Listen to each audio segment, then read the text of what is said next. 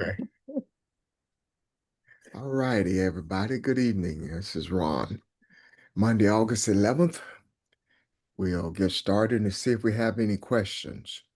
Uh, had some interesting topics on last couple of days, but any questions on anything has been discussed or anything that may have touched you since we've met last?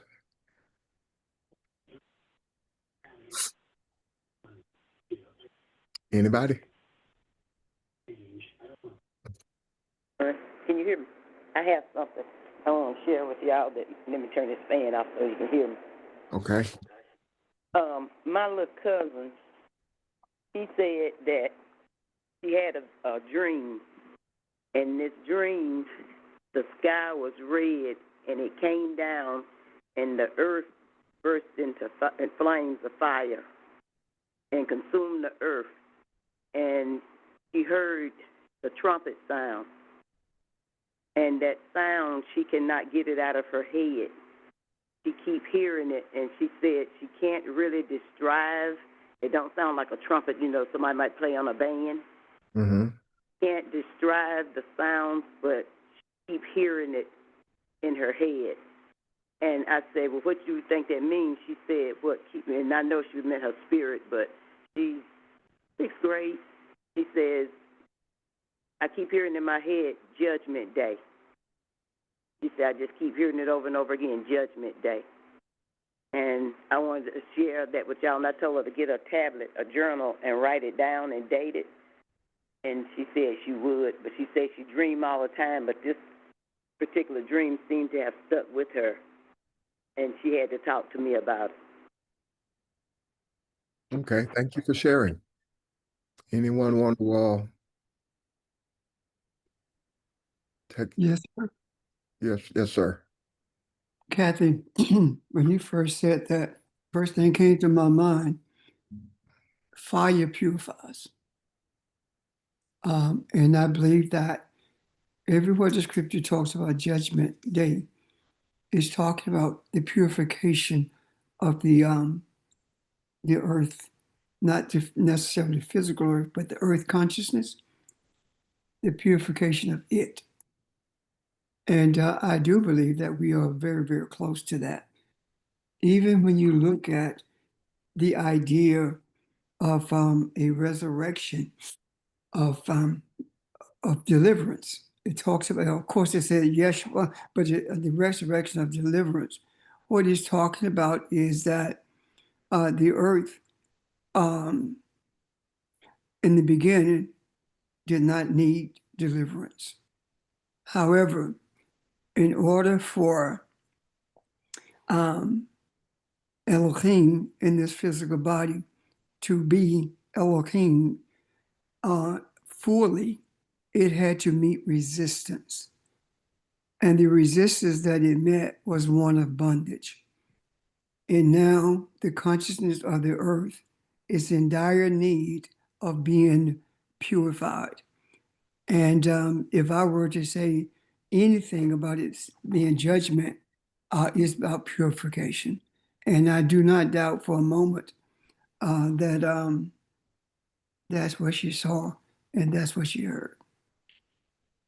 Okay, why does she keep hearing the trumpet? And That I can't tell you. That I can't tell you unless she hears the trumpet and it led her to ask you questions and you told her when she dreamed to write it down. So it could very well have been a reminder to her. And now that you've told her what to do, let's see if the sound of the trumpet changes or leaves her. oh, okay. All right, thanks. Thank you. Thank you, Kathy. You're welcome.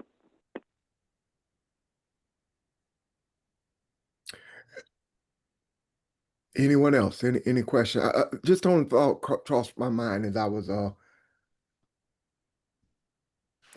seemed like we talked about trumpet before. I didn't know what trumpet means. We did talk about it some years ago. I don't. Yeah, some time ago, and I don't remember what that meant. So maybe we can look it up. If not this time, next time. Or if somebody wants to look it up, look what's the Aramaic or Hebrew understanding of trumpet.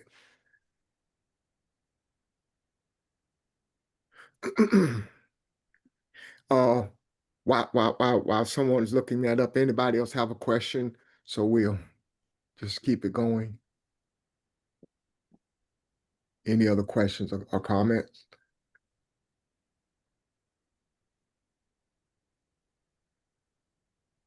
Okay. Um, I have a couple questions then. Uh,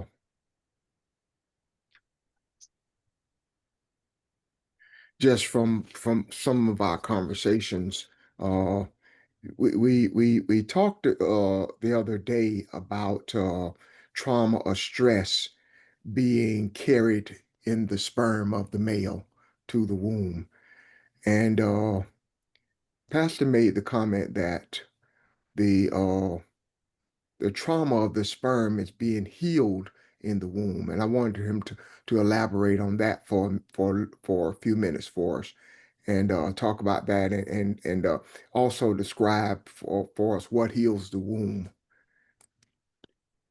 If you all Before I say that, let me say this. okay. A trumpet. A trumpet sounds because something is about to happen. Okay. It is a warning or it is an introduction to something about to take place. So I wanted to share that before we go to Thank you. You're right. I didn't know we had it that fast. But thank you. so um Pastor, yes, sir. apologies. If I may, I just want to add on to what you mentioned in reference to trumpet. Yes, It's sir. that it's a spiritual context where trumpets often symbolize divine communication. It's a call to action and it signifies events. It talks about they represents God's presence, announcements and warning, and the upcoming of important events. So I just wanted to add on to what you were saying, Pastor, just for Thank you very much, sir. That makes it even clearer. Yeah, because all that kind of ties into where we are today, Yes. what's going on. And I think that we have to discuss things like that. Why? Because our discussions of it puts it in the macro. Yeah. And it not only makes it real, but it activates it. And I still believe that we are going to see cataclysmic change in September. I believe that. I feel it. So anyway, the healing in the womb. This is what I believe, that there is trauma in the sperm, and the reason the trauma is in the sperm is because the primary um, the primary entity that was to be humiliated was the African man. And what I mean by that is the humiliation by the slave master raping his wife in his presence, or the woman who was bearing his children and forcing the son to have sex with his mama. That kind of trauma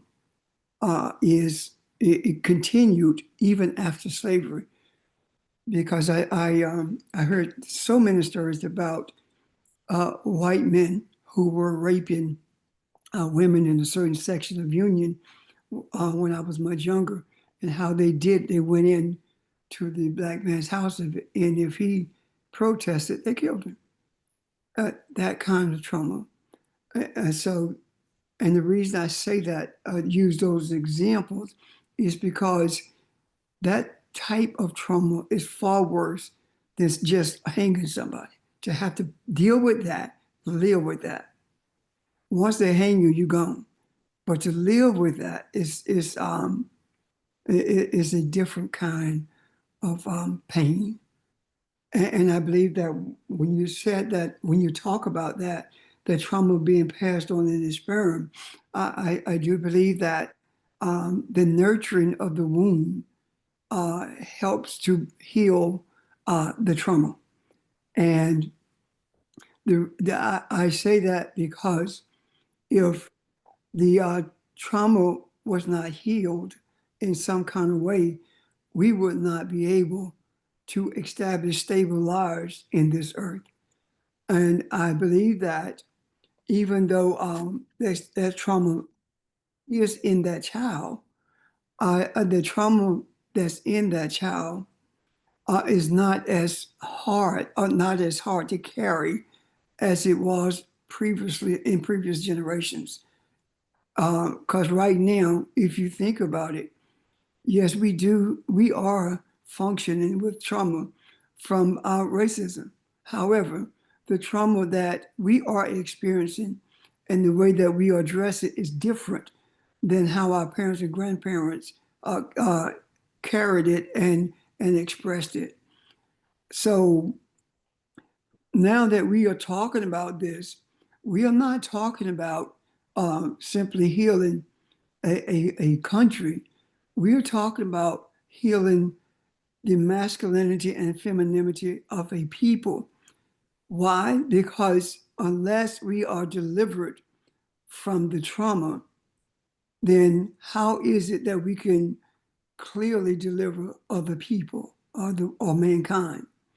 And that deliverance from this trauma cannot come through anyone except the nurturing of femininity.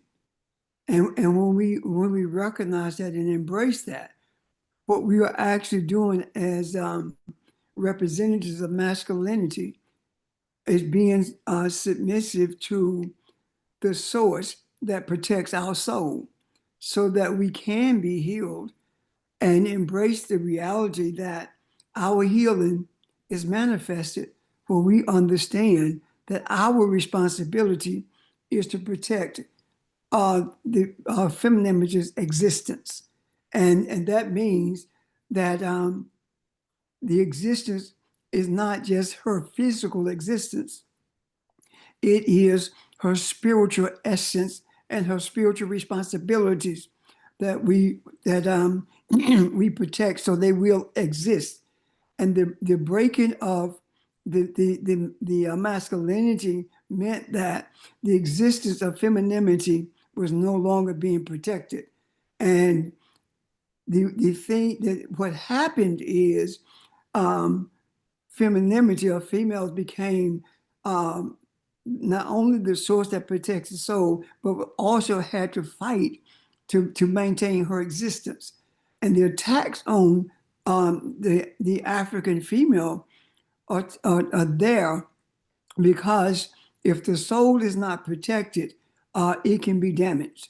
And we can talk about that at another time or later on tonight if you want to, but it can be damaged. And when you damage a soul, the only thing that you see is what you're being indoctrinated with. And when we were taught, the first teachers in the schools were female, and that not only did they teach us, they nurtured us, and that nurturing brought us to a place where we felt obligated in some cases to protect. However, when we got to a place as representatives of masculinity where we were making more money, where we were receiving degrees, etc., and I put it in quotation, prospering, we seem to have lost our way when it comes to protecting the existence of femininity, because we incorporated the mindset of the Neanderthal, and we used that mindset to diminish the humanity of our women, and to make them feel like they had no value in many cases.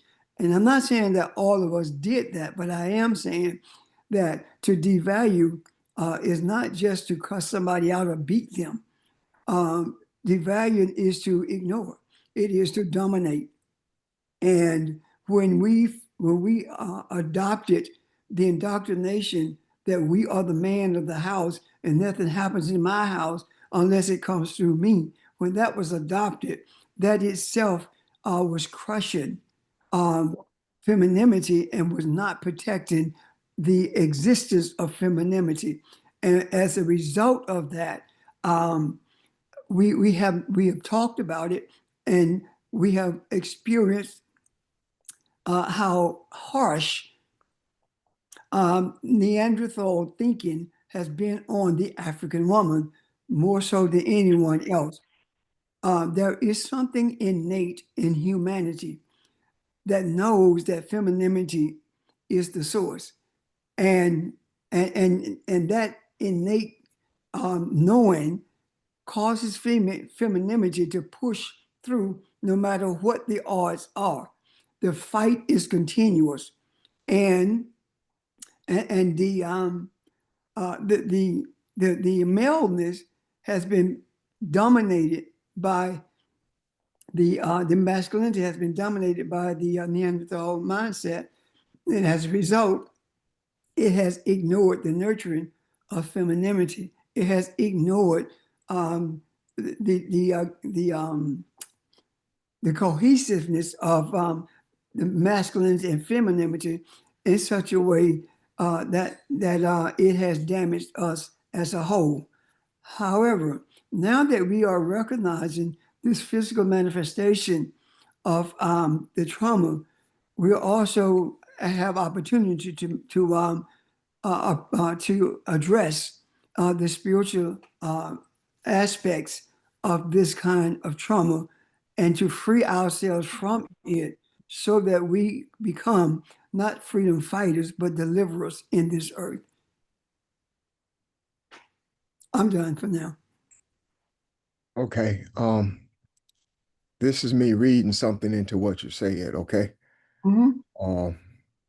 I'm understanding then, because there was also trauma in the womb. And my second part of that question would be, what heals the trauma of the female, or so what I'm thinking what it does from what you said is her not being able to nurture.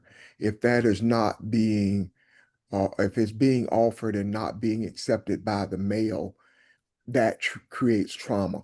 It definitely creates an imbalance. So with that, without that balance that we all not only seek but need, it escalates or creates trauma in her as well, because the coupling is not complete. Am I?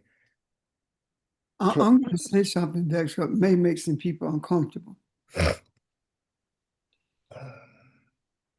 The greatest trauma that a female or femininity can experience is the devaluation of her by her man or by masculinity. When her worth is devalued, when her existence is not protected, that means she has to protect her own existence, and at the same time, she has to protect the soul of humanity. And that in itself is traumatic because her primary responsibility is not only to bring life into the earth, not only to maintain life in the earth, but also to protect the life. When we talk about protecting the soul, protect the life that she had brought into the earth or that it has brought into the earth. And when we embrace the reality that is our responsibility, masculinity, to protect her existence, that gives her, that frees her up to the place where she is able to protect the soul, which means that we grow from that. We grow into an awareness of who we are from that, and we begin to repair the soul, or the soul begins to be repaired by the nurturing of femininity. And when we embrace it, it doesn't mean that we are going to understand it all immediately. It doesn't mean that. But it does mean that this journey that we are on this journey is also a process through which all of us are healed, inclusive of masculinity and femininity. And without that healing, how can we heal humanity? So we must heal ourselves first in terms of the trauma. Does that help, Ron? It does. So, Pastor, I have a question. My original question was that if the womb received the trauma, the sperm with the trauma, was there ever a time when we unknowingly birth trauma? And I hear what you're saying about we heal. Does the healing of the trauma in the womb now occur, based on everything that you just said about the protection and all? Does the healing take place by us knowing who we are and walking into and stepping into the role of who we were destined to be from the beginning, and understanding our true nature and our true identity in self? Is that how the womb heals? Because I've wondered if we have been responsible for receiving what we receive and birthing what we received. Was there ever a time when we unknowingly birth trauma as well from the womb? Yes, we have. That has happened. There has always been that struggle to heal. When we talk about we have to take care of our own. When we talk about the groups in the past, for example, Mound Bayou. When Mound Bayou, Mississippi, was set up as a town, it was by escaped enslaved people, and the protection there was primarily to protect women and children, and that in a physical way was protecting the existence of femininity of the female, and in turn, the nurturing was taking place from the female, even though that there was still trauma there. And I'm saying that as generation after generation begun to move forward, we are at a place now where the trauma does not affect us in the same way that it affected our foreparents. And what did our foreparents do? When it affected our foreparents, they did what they knew to do. What did they know? They were on their knees before God. They were interceding for us and for all of us. And not only that, but then they were in the streets marching. They did what they knew to do. And all of this sustained us and gave us a roadmap that would lead us to where we are now. Had it not been for that, had it not been for those physical manifestations of a desire to move beyond the pain, to move beyond the racism, we would not be where we are now. A part of the initiation rite to get to a place where you are a redeemer is for you to recognize where you are at the moment and see where you are supposed to be. Meaning that recognize who you have become and see who you're supposed to be. And we have, and when I say that, I'm saying that we have become Neanderthals in our thinking. And now that we recognize that, we know that our thinking is supposed to be Afrocentric, it's supposed to be African in essence. It's supposed to be spirituality, the essence of it all. So now that we know that, we move in that direction. So what do? We absorb the energy from the sun, and that energy that we're absorbing from the sun, we know what it's for now, and we began to utilize it for the benefit of humanity. We began to acknowledge the existence of our ancestors and their guidance for us. And when we do all of these things, what we are actually doing is not only learning who we are, but we are manifesting who we are. And as we manifest who we are, not only is the energy of our words in the macro, but also the energy of our actions is also in the macro.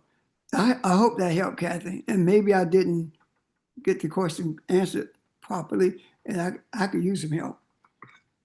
No, I think you're answering. So my second part of the question becomes, is the generational curses that's referenced in the scripture, is that the same trauma that we're speaking of, or is that something entirely different? The generational curses in the scripture is talking about trauma. However, the way we have been taught that these generational curses come about, or the generational trauma comes about, has been manipulated. It says that if you don't acknowledge God, then God would allow the curses to come upon your second and the third generation. I think that's what it said. Mhm. Is that, am I right?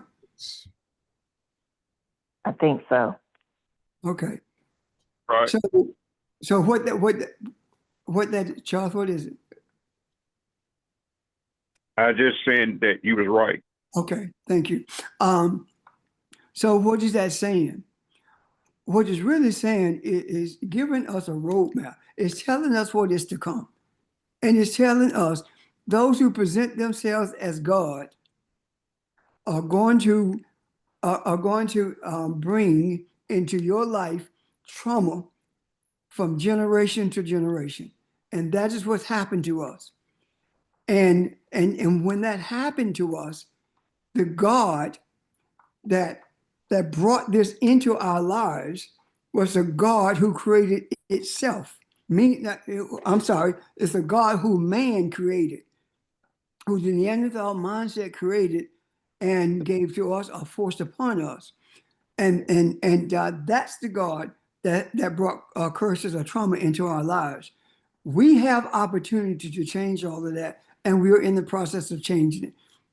There are those who may think that it is improper for us to look at the scriptures the way we are and point out the discrepancies there or the manipulation there, but it is necessary. Why? Because during the Dark Ages, the sacred writings were manipulated for the benefit of a Neanderthal mindset. And we who are traveling this journey of enlightenment have not only opportunity, but obligation to right the wrongs that have been made, especially in terms of the sacred writings. And when that happens, you are an outcast. Why? Because the dominant mindset in the earth is Neanderthal. And the dangerous Neanderthal mindset is religion. And when religion ostracizes you because of the truth, keep in mind that it is the European mind that ostracizes you. And then the African preachers pick up the mantle of the ostracism and they join in with them, but they never stop to think and ask you questions about why you believe what you believe, teach what you teach. And my question to them has always been, if I am wrong, then rather than ostracize me, bring me in closer so you can teach me what's right. But that never happened. So what I'm saying in essence is that we are at a place where we are able to bring life from the sacred writings, because up to this point, the sacred writings have been manipulated to the point where they are bringing death as opposed to life. I'm done. Kathy? I hear you and I get it. I'm sitting with it. It's a lot to digest, but yes, thank you.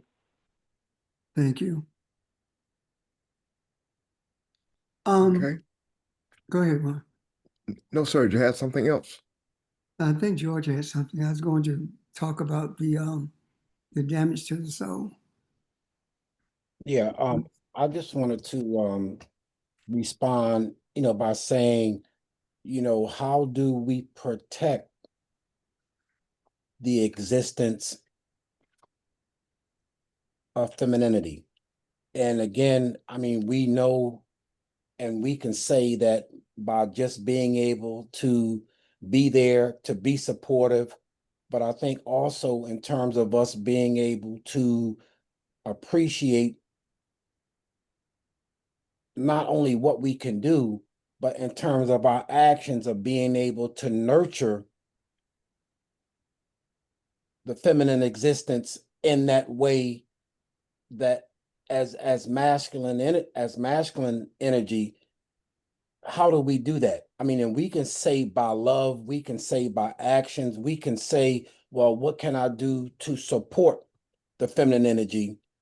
But at the same time, again, being able to get to the heart soul, where as we protect the existence of the feminine energy, and the feminine energy nurtures us in terms of the masculine soul.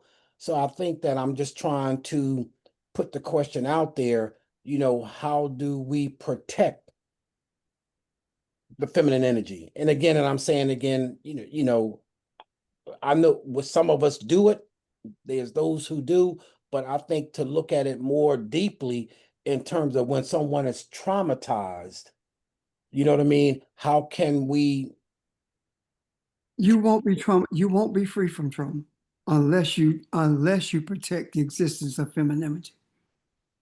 absolutely. And I think being able to do that in a way that the feminine energy can receive the sincerity, you know what I mean? To receive that which like I'm saying, I'm asking what else can I do, or what would I need to do, if that makes sense. I'm done. My response to that is this.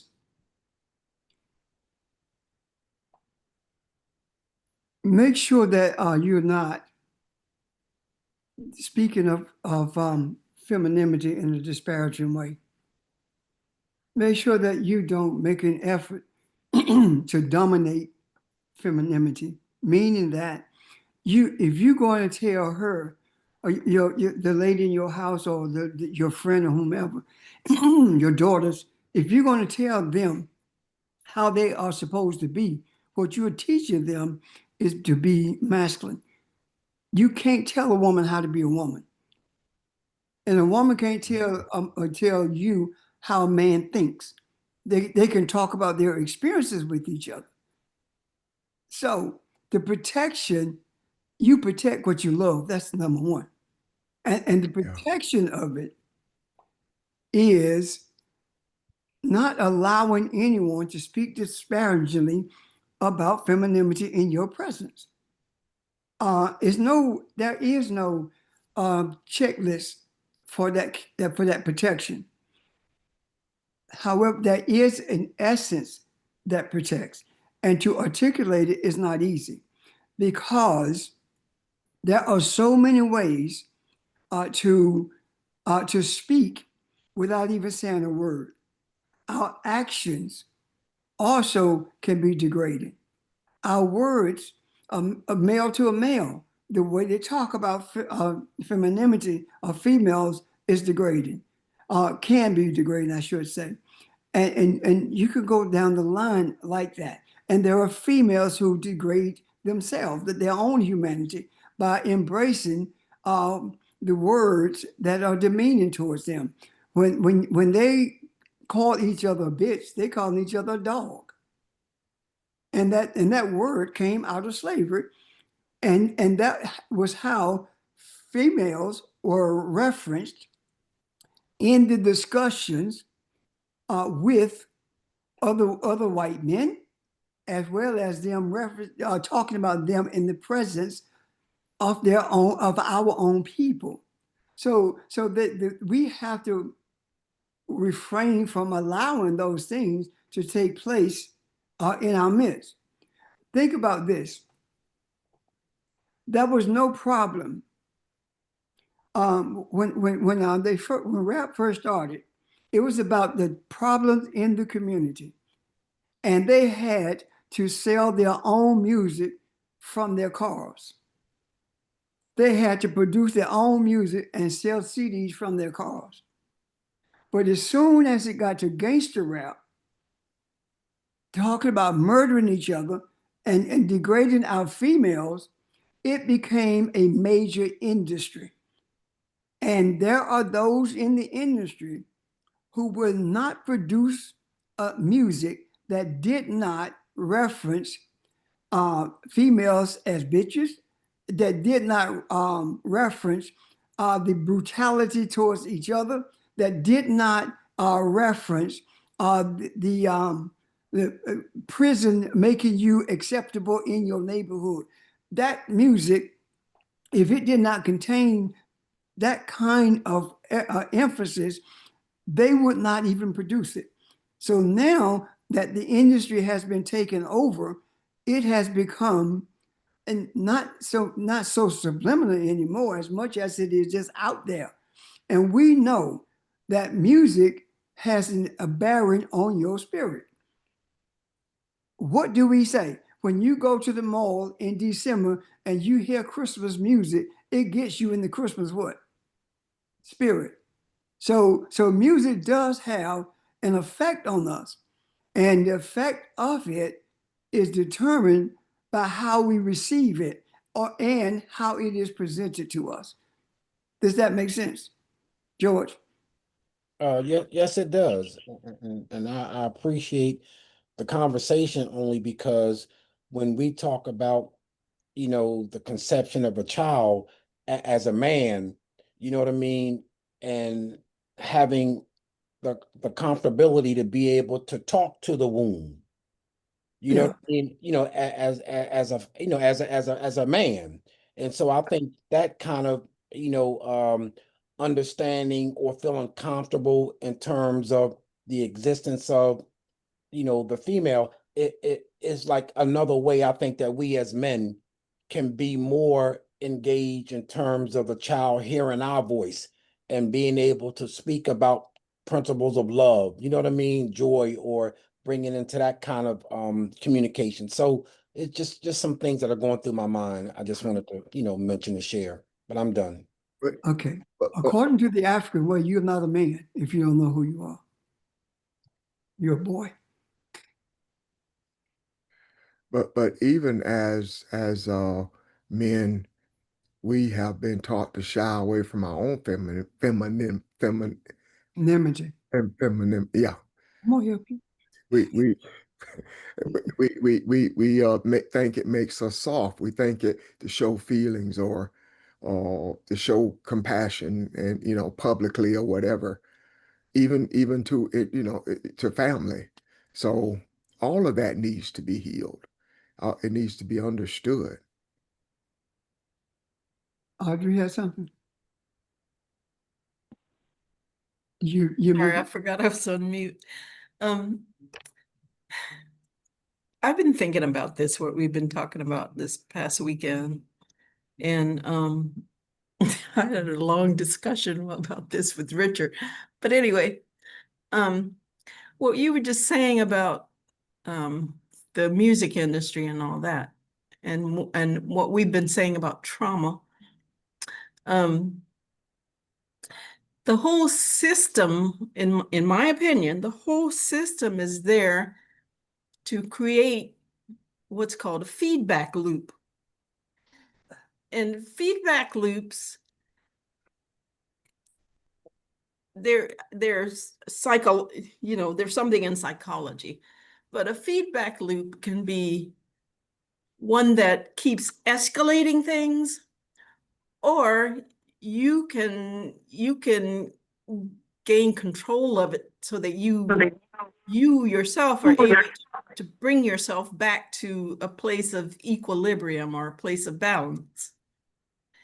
But the type of music they're putting out there creates a feedback loop that escalates trauma and chaos and disharmony. So every time we hear it, it creates a certain feeling of chaos and disharmony and all of that within us. So every time you're called the B word, it's a feedback loop. It creates a certain disharmony inside of you. And that's the whole purpose, is to create that feedback loop. So we're constantly thinking we're traumatized all the time.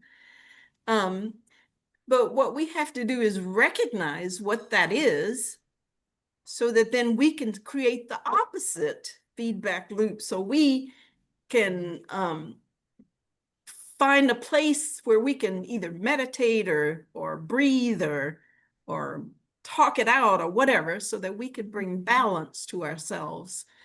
So we create that feedback loop of always bringing balance. So we're not experiencing that trauma all the time. But the system is set up precisely for us to experience that trauma all the time, because it keeps us off balance and keeps us from knowing who we are. Yeah. Yeah.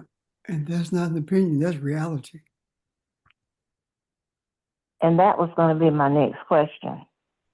The girl who doesn't know that it's okay not to be called bitch, hoe, slut, or any of those things, is that trauma from the womb, or is that societal trauma, or It's both? It's both. It's Okay. both. It's Yeah. both. Yeah. May I take you on a journey for a few moments? Please. When I made the statement that you're not a man if you don't know who you are,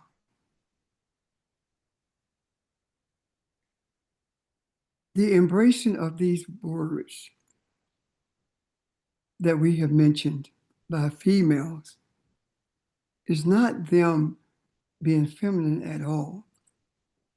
It's them embracing the masculinity of the men around them and being submissive to them, which means that both of them are now functioning as Neanderthals. Does that make sense so far? Say it again, please. When females accept being called a bitch, hoe, etc., and accept that from the males around them are masculinity, they are embracing masculinity. And the masculinity that they are embracing is the Neanderthal mindset. Yeah. Okay, got it. Yeah. And we are able to handle that because of who we are. How do we do that? First of all, why do they accept it? Because the soul has been so damaged to the point where we have walked off and left our soul. We have left our soul. How do you leave your soul? When you are indoctrinated with the Neanderthal mindset, you begin to walk away from the essence of who you are, and that is embodied in your soul. And the further you get away from being who you are, the more of a Neanderthal you become in your thinking.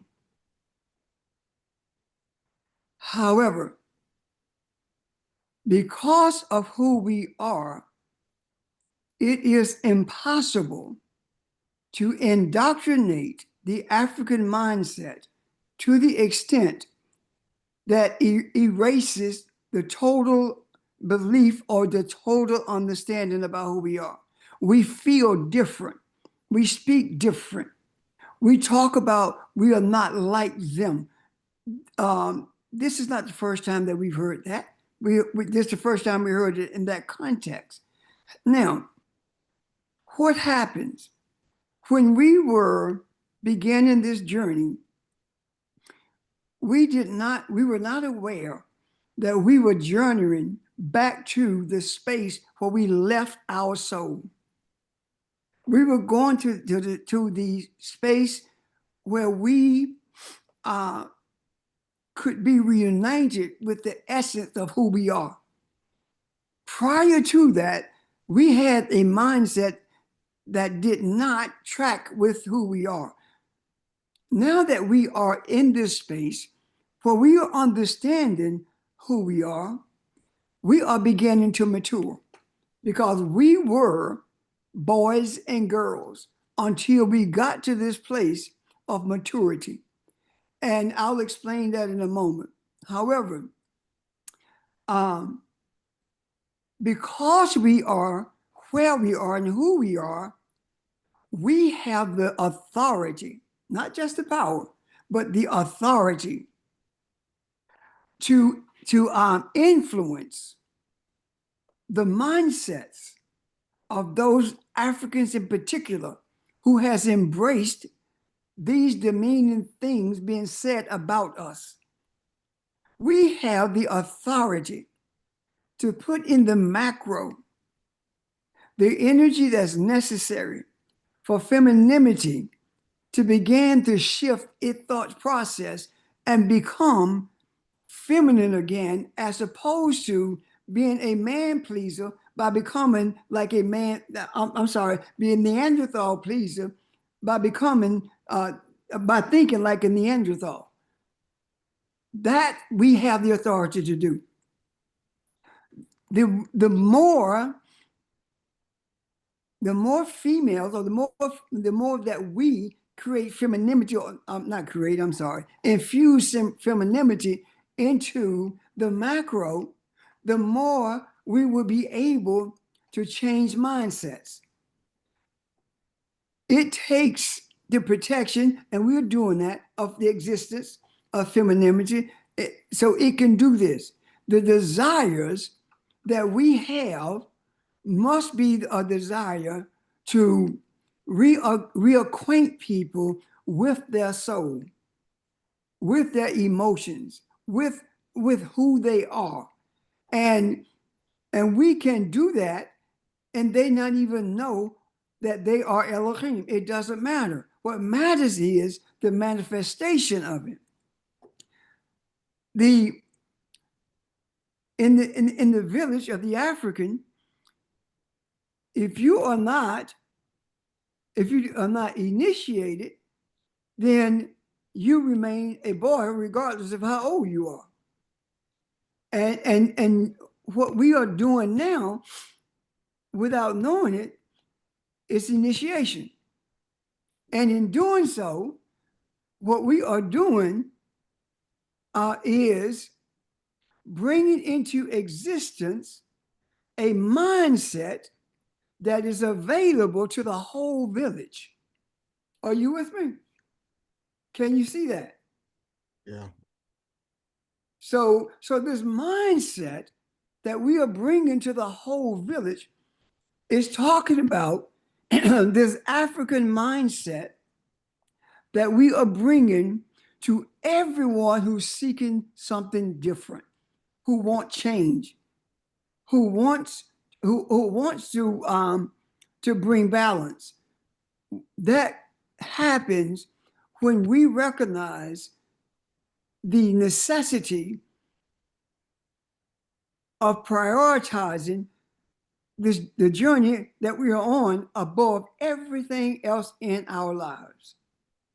So right now, having spoken about the spermatic trauma and the healing thereof, the only way that healing is going to take place is by birth. And that means that femininity has to birth it. But the seed, the masculinity, has to refrain from making any efforts to control, manipulate, or instruct femininity. Does that make sense?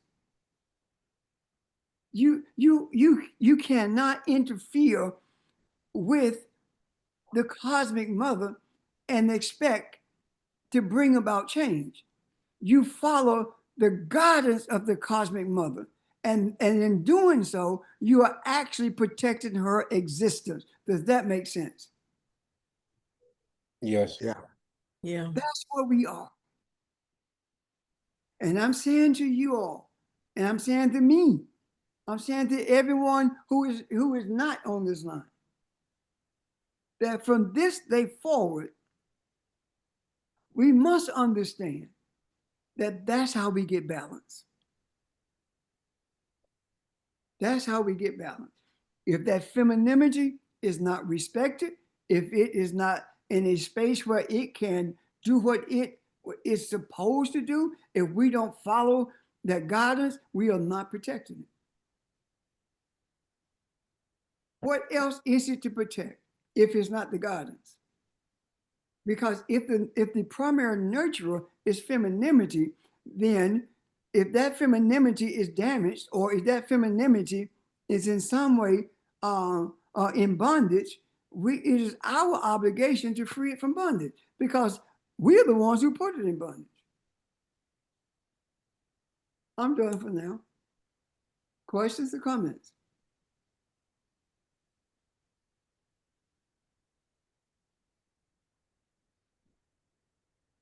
So, You have something, GC? No, I was just going to say, I think the ancestors are speaking to us through us in terms of them being right with us as we go through this time of rebirth, time of renewal. So, I think that again, it's just awesome to be in the space and place where we are, and the divine timing of us having the desire to bring about healing, but at the same time being able to receive it in addition with the creator, you know what I mean, and our ancestors, putting it out there in that spiritual realm. I'm done. thank you, George. You brought something to mind. There is no ancestral connections. There is no ancestral awareness when you are functioning with a Neanderthal mindset.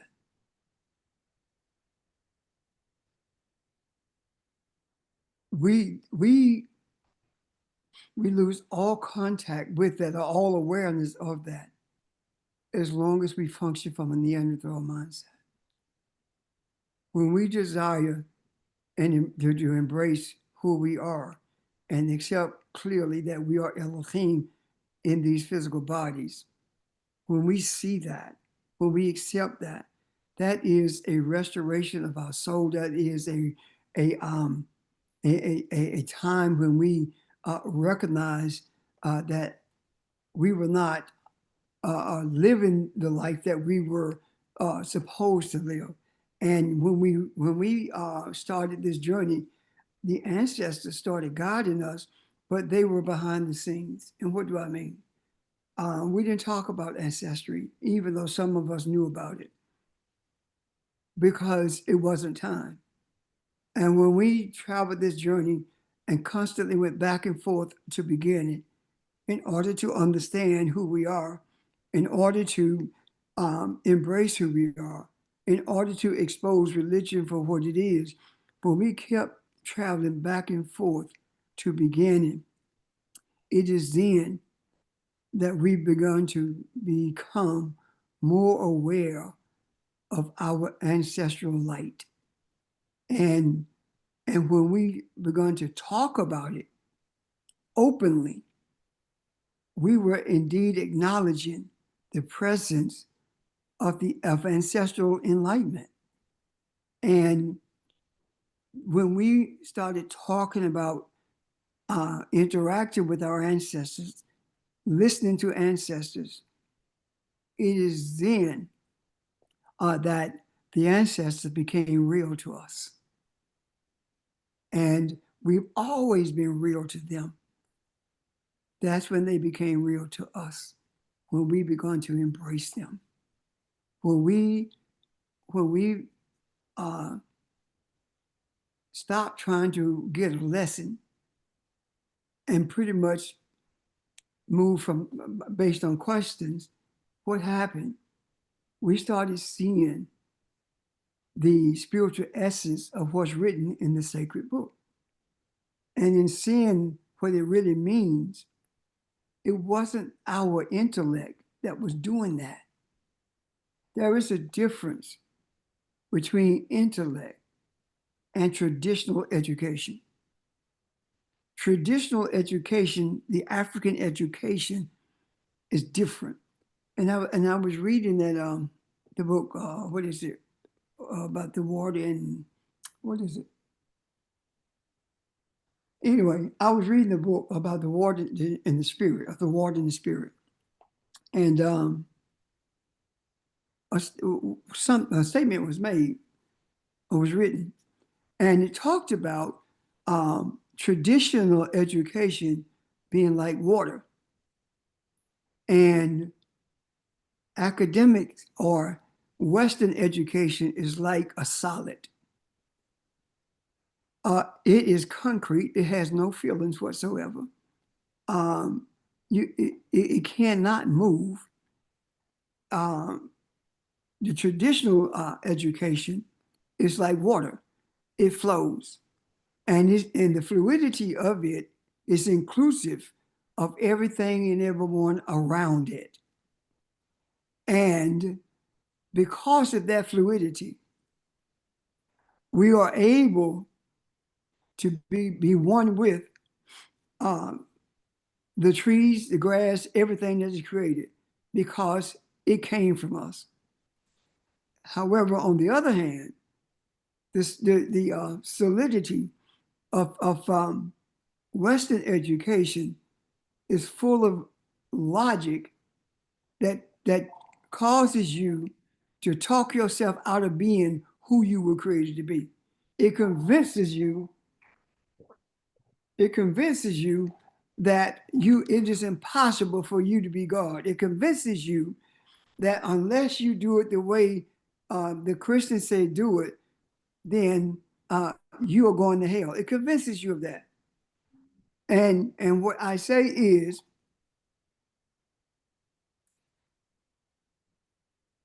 if Christianity is what it said it is, how is it then that Christianity is supportive of the oppression that we're talking about? And you can say, well, the Black church isn't. Yes, it is. Yes, it is. When you support a system that brought into existence a concept that tells you the only one who is right is you if you're a Christian. And if you are a Black Christian, the only way you can be right about being a Christian is that the white man tells you you're right. And if you don't believe that, ask Carlton Pearson. He on the other side now, but I'm sure he'll tell you. It's impossible for Christianity to be real when Christianity fosters murder, rape. It fosters a system that keeps people who don't look like the progenitors of Christianity. It keeps them in a place of bondage, and it keeps them in a place like Alligator Alcatraz. And I know I'm saying some harsh things, but it is the truth. So The fluidity of the traditional education is inclusive of everyone, including the one who put us in bondage. It is inclusive of everyone. And the system of Christianity says that DEI is going to end. There is going to be no diversity. We are a white country. What's that E? Equity. There's not going to be any equality for anybody other than those who have money, and we are not going to be inclusive of anyone. That's that Western education. It has never, ever been inclusive of everyone. We are changing that. And we change it by changing our mindset, by changing the energy that is in the environment that we live in.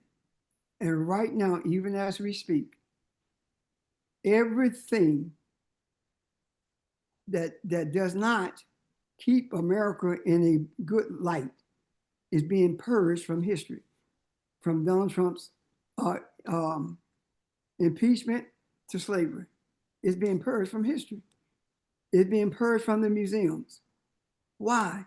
This is a white nation, and we don't have any flaws, and we're right because we say we're right. And the government cannot function without Christianity. And that is the reason you have folk in the government talking about how they love Jesus and at the same time hating you. So we are in a space now where we can make a difference. And the difference making is making sure that we put the truth in the atmosphere, put the truth in the macro, regardless of who it may make uncomfortable. I'm done.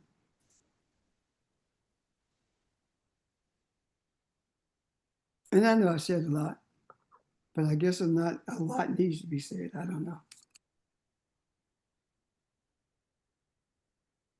Pastor, this is Charles So, again.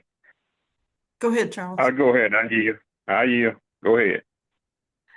I was just going to say that what you said about this traditional education versus American education, it makes me wonder if that's why lots of Black kids have trouble in that system.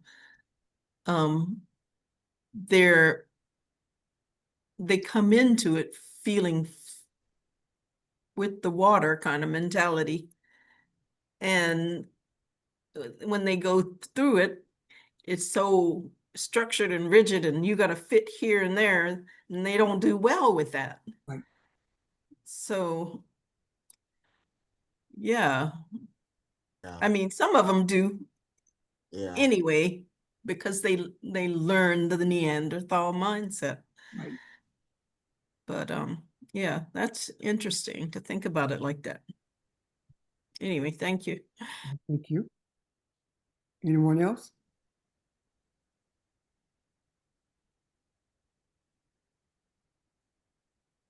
Okay.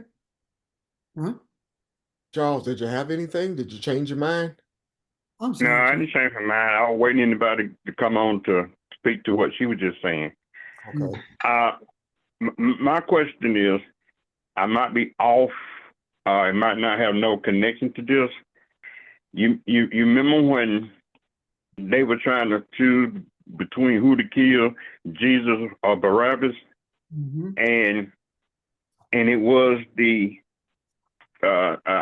I said it was the Christian people. They the one that asked for the Barabbas to believe to live and Jesus to die. That's almost like what we doing to the female. Okay. If you go use today's vernacular, it would be the Jews who killed Jesus, which is really crazy because there's no such thing as a Jew anyway. Before I get to what we're doing to the female, Charles, let me say this about Barabbas and Jesus. What we're being talked about here is Barabbas was described as being a robber, a thief, a rabble rouser. That's the Neanderthal mindset. And Jesus was described to be a deliverer. So this is not talking about two men. It's talking about two sets of beliefs, of two mindsets. And the question was, is the mindset of if it's the mindset of the Neanderthal going to be destroyed, or are we going to seek to kill deliverance? And of course, the ones who were involved with the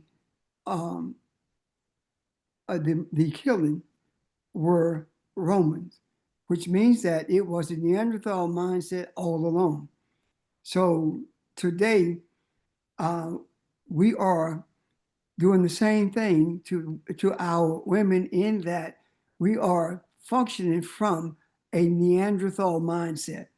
And when we do that, when we are when we kill our women, or when we treat them in such a manner that is a disrespectful manner, then what we are actually doing is destroying our opportunities for deliverance and reinforcing a Neanderthal mindset. Does that make sense to any of you, all of you? Does that make sense? I couldn't say that no better, Rev. I'm good. Thank you. Thank you, sir. Anyone else, or questions or comments? Comment. That just reminds me that Jesus, in the Bible as it goes, Jesus never said to women, okay, submit yourself to these disciples, these are my apostles, submit yourself to them. Or he never said that. He never said anything about women submitting themselves to anybody. That's That right. was Paul. Yeah. Yeah. And that's the Neanderthal mindset. Right. Yeah, and then there were women around Jesus all the time. He loved having women around him who were loved having teaching, them around preaching, him. who were raising money, who were doing all kinds of things to help him out.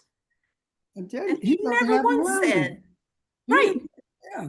He loved never them. once said to them, oh no, you got to go sit down, or you got to go back off, or whatever. Never. Or your husband. Crazy. Yeah, that never. And that was a portion of truth that they overlooked. Because you can cool believe if they had thought about it, it would have been different. Mhm. It would have been different. Yeah, you're right. You cannot crush truth to the ground and expect it not to rise, because it's going to rise. And we simply happen to be the generation that the Creator is guiding, so that truth can rise up to a place where everyone can see it, the light. So here we are. The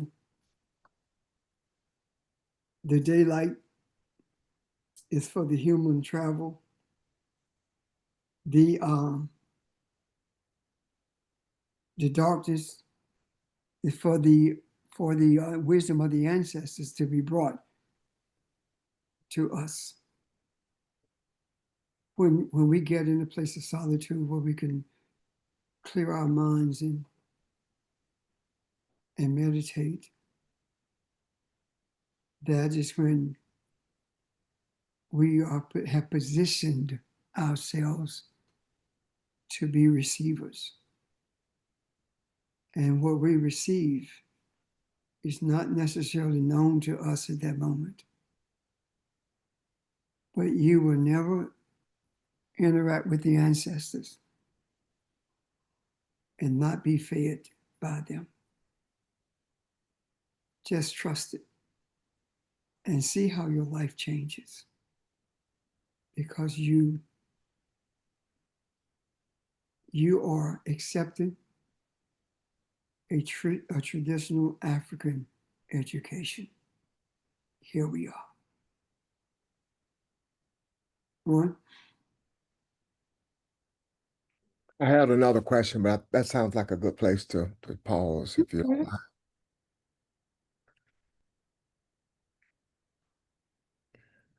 mind.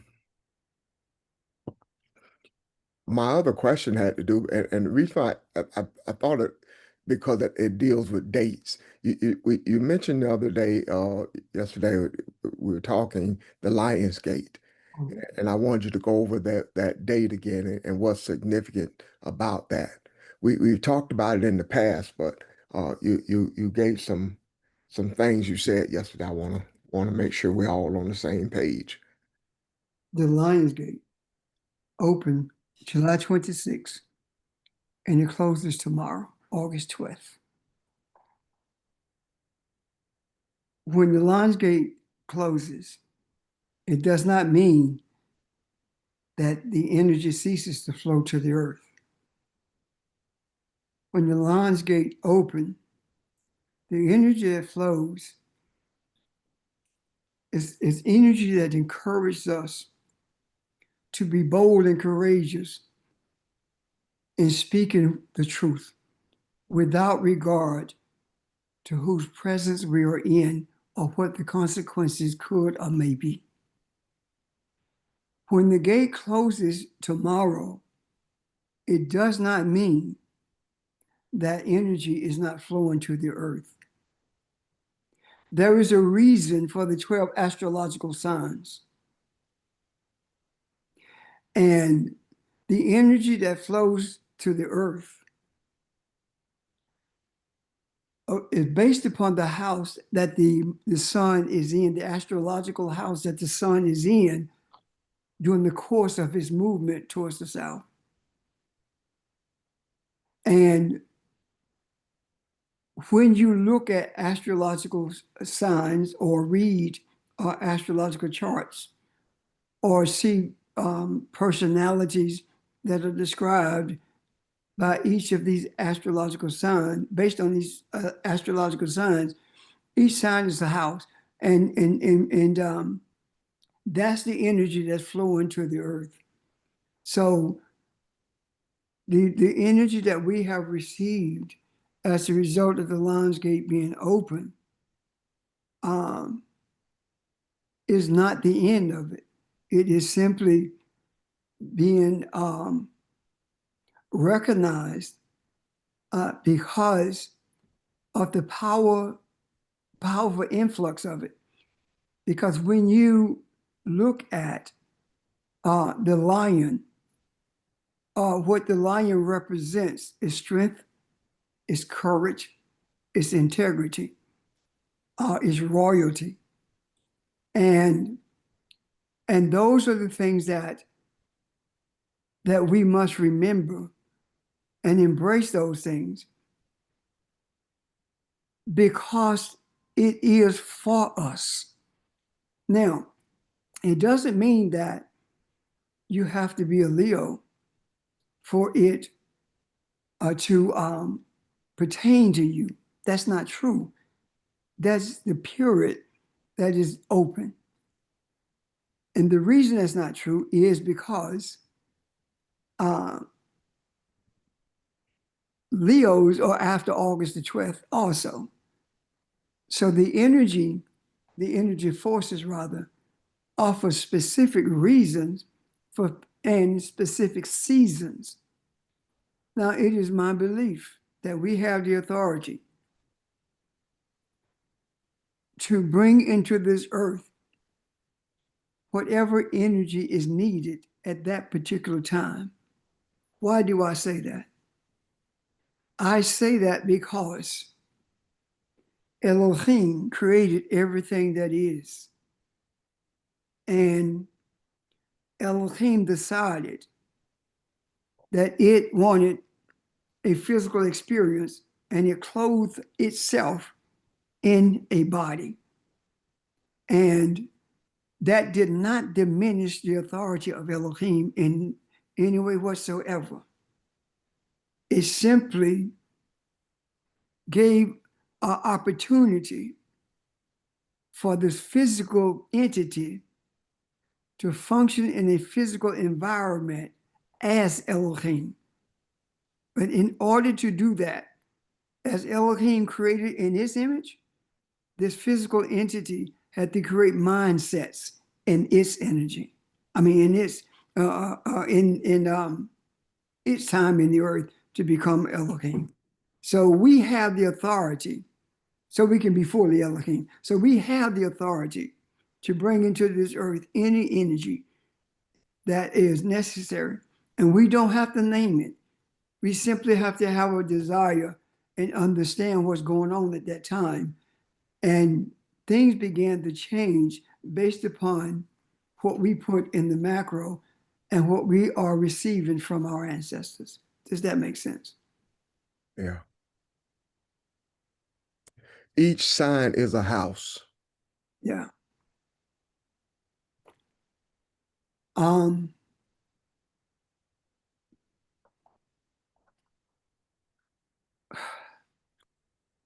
Eyes have not seen, ears have not heard what God has, the Lord or Elohim has in store for us.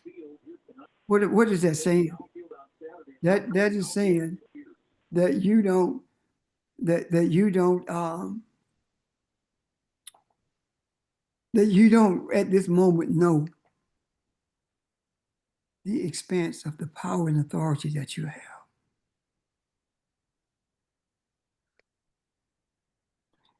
If we could embrace the reality of who we are and understand the power and authority that we have, we would change things overnight. Not tonight, but at some point. I want to speak to the idea of centering yourself. Something we talked about some years ago by virtue of my reading about the traditional education in Burkina Faso. It helped me to see clear it gave me clarity into what centering yourself means and what it looks like. I see it in a deeper way or a more expansive manner than I saw it in the past. Okay. Okay. I'm done. Unless there are questions or comments, of course.